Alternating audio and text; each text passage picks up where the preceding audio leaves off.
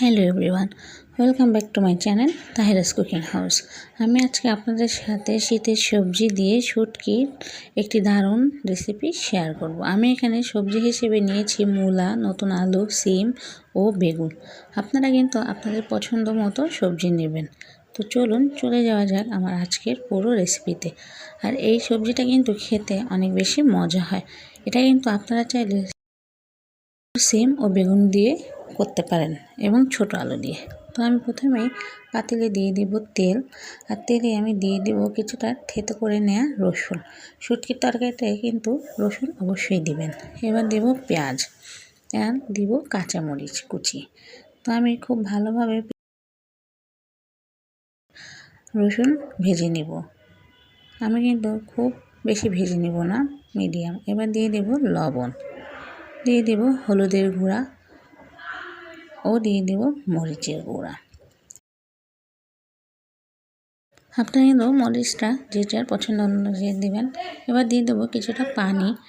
আমার ভিডিওতে আপনারা আওয়াজ পাবেন, আমার বাসাটা আসলে রোডের সাইডে, এই জন্য এত আওয়াজ। এবার আমি এখানে দিয়ে দেবো ধুয়ে রাখা শুটকি। আমি কিন্তু শুটকিগুলা গরম পানিতে ভিজিয়ে রেখে দেবো, খুব ভালোভাবে ধুয়ে নিয়েছি। এবার একটু মশলার সাথে শুটকিটা কষিয়ে নিব। এবার দেখতে পাচ্ছেন কষানো হয়ে গিয়েছে। এবার যে দিয়ে দেবো আমি ধুয়ে রাখা সবজি। তো সবজি দিয়ে হালকা ঢেকে রাখবো একটু লবণ দিয়ে, তাহলে হবে কি সবজিগুলো কমে যাবে, তারপর নাড়াচাড়া দিতে সুবিধা হবে। তো এরপর যে আমি ঢাকনা ঢেকে দিলাম, তো ঢাকনাটা খুলে এবার আমি নাড়াচাড়া দিয়ে নিব। তো দেখতে পাচ্ছেন সবজি কিন্তু অনেকটা কমে গিয়েছে। এবার আমি নাড়াচাড়া দিতেই থাকবো। তো আমার ভিডিওগুলো যদি ভালো লেগে থাকে অবশ্যই লাইক, কমেন্ট এবং শেয়ার করবেন।